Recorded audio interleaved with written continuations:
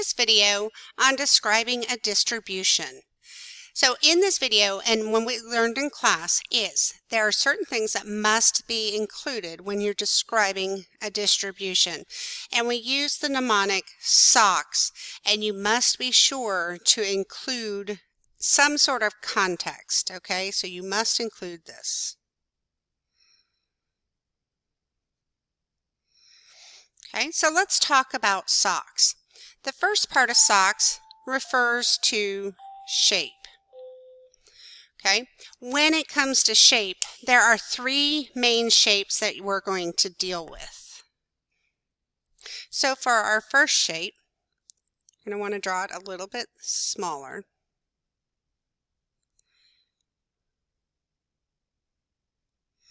We're going to have this nice symmetrical shape.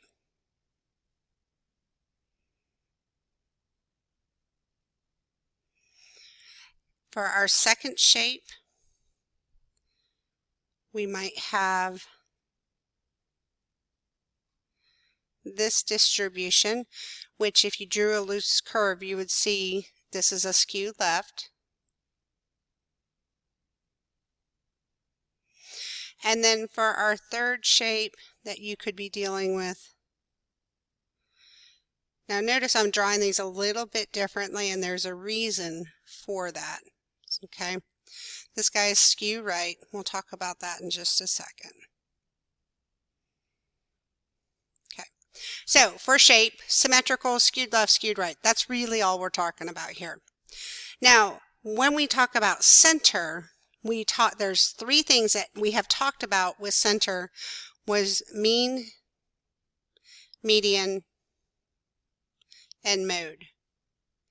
Now, mode is a terrible measure of center, so we're just going to cross that off because it's not a good measure. When you have a normal distribution, they'll all line up together, but in general, we're not going to use mode. It's not a good measure of center. That leaves us the mean and the median. We'll talk more about that in a second. Then we talk about spread. Okay, spread, we could talk about the range. All right, and so let me point out, for the range, remember this needs to be a single value. We talked about this in the last video, not an interval.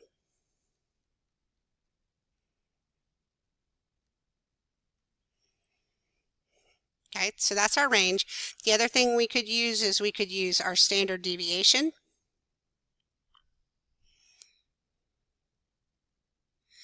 Or we could talk about IQR. Now, when we're given these options, usually we are not describing a single distribution. We are describing two or more distributions. So that's going to bring us to our first AP exam tip. At our first FRQ question often asks students to describe or compare two distributions. So this would be the very first of the FRQs that you'll want to make sure you include this information. Now, how do we know when to use what measures a center and what measures a spread? Hopefully we're remembering that it's related to the shape. So if I have a nice symmetrical shape, mean is a very good measure of spread or center, and then our standard deviation is a good measure of our spread. Okay, so if we're symmetrical, we want to use the mean and the standard deviation. And that is because mean and standard deviation are not resistant. They don't work well if there's any sort of skewing. All right, if there is some sort of skewing, so we have a skew left or we have a skew right, the median is a better choice for our center, and then the IQR is a much better choice for our spread because these are resistant to outliers. They're not affected as much. Okay. Now, when we're describing our distributions as symmetrical, skew left, skew right, we don't want to necessarily say it is skewed left. We want to use some LY words. So that's going to bring us to our next AP exam tip. So when we're describing our distributions, we want to use LY words when we're talking about the shape, like fairly, strongly, slightly, approximately. So let's go back to our shapes and apply some of those words. So when we come back, we don't know that this is perfectly symmetrical, so we're going to say it's fairly symmetrical. That's harder for you to lose points on because you're giving them a little bit of, well, I wasn't 100% sure. You're just giving yourself a little bit more wiggle room. Now, I drew our skews a little bit different. I tried to make this left skew a little bit stronger so we could say this is strongly skewed. And then I would say this one, it has a nice hump. You just got a couple little trailers there, so we'll say that that one is slightly skewed. That gives you just a little bit more, you could be wrong, but you didn't say it was skewed right, you just said it was slightly skewed right. So it gives you a little bit more room to not lose points. All right, the last thing when you're describing is you have to know the outlier rule. So you need to know the rule.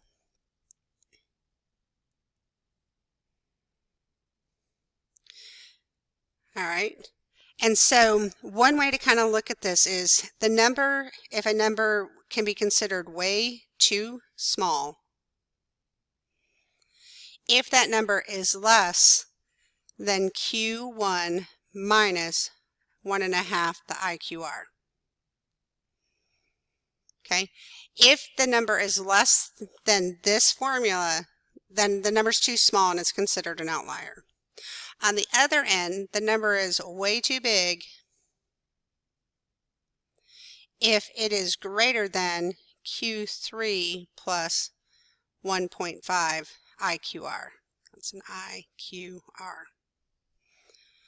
Okay, so that's how you can calculate whether numbers are outliers when you're given a set of data. All right, so let's try this. We have an example here. This is a sample of 10 AP statistics students and the number of hours of sleep they got the night before. And so we're asked to describe the distribution. So we want to make sure that we're going to deal with the shape. We want to deal with the center. We want to do with the spread. And we want to deal with outliers.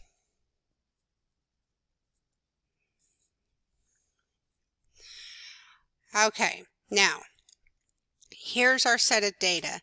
To talk about this shape, first thing we need to do is know what the shape looks like. So you need to create some sort of display.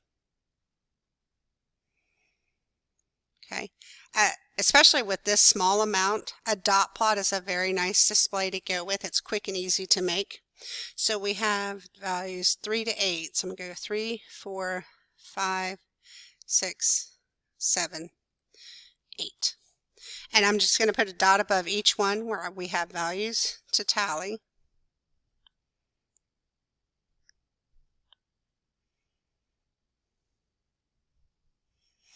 Okay, so here we have our dot plot. So when we look at the shape, it is not symmetrical.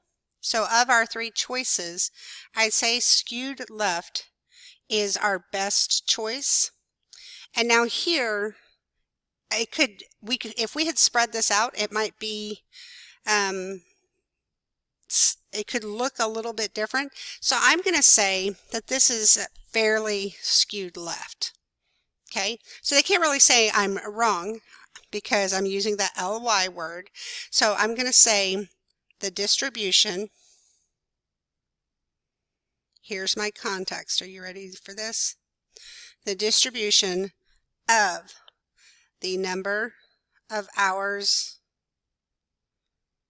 of sleep is fairly skewed left.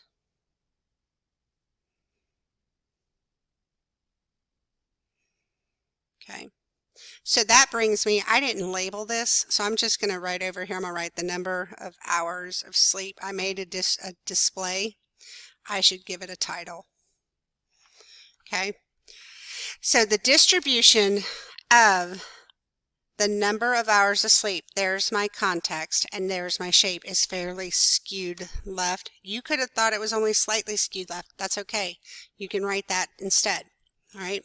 That brings us to our third tip here, and that is once context is established, there is no need to continue to repeat it when describing the distribution. There are cases later when we get into our four-step process inference where we have context all the way through our conclusion, everything. That's not what I'm talking about. Once you've established that I'm describing the distribution of the number of hours of sleep, we're good. We've said what's being represented, so we don't have to repeat it for each of the different things that we're going to look at.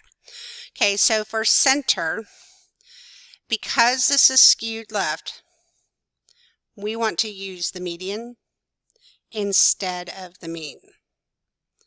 Okay, so to find the median, just a quick review. Because we're skewed left, we're going to use the median. We have 10 values. The middle of that 10 occurs right there, and so that median would be a 7. Okay, so because we're skewed left, we got to use the median, and the median equals 7. All right. So you didn't necessarily need to say because skewed left. I'm helping you understand why we're doing what we're doing. So spread, again, because we're skewed, we're going to use the IQR.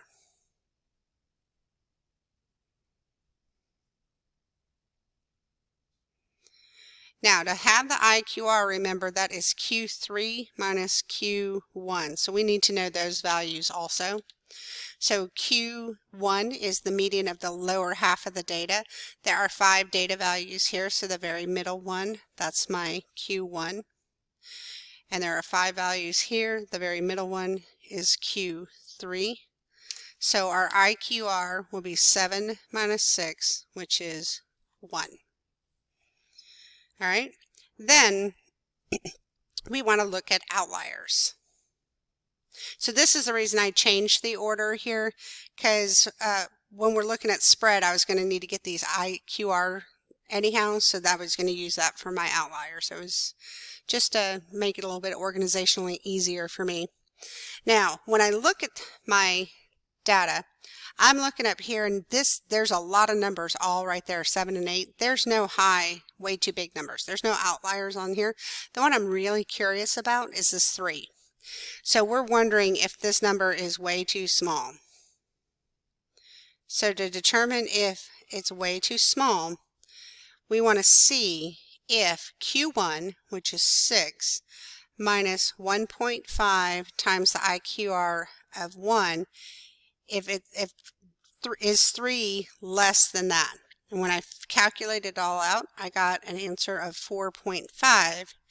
Because 3 is less than 4.5, 3 is an outlier.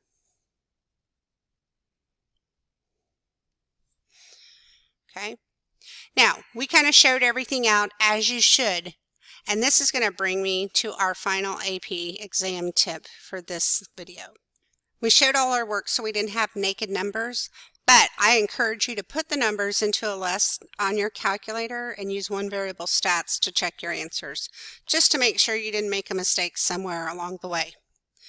All right, that is it for this video. I hope that was helpful. Let me know if you have any questions, and I'll see you in class.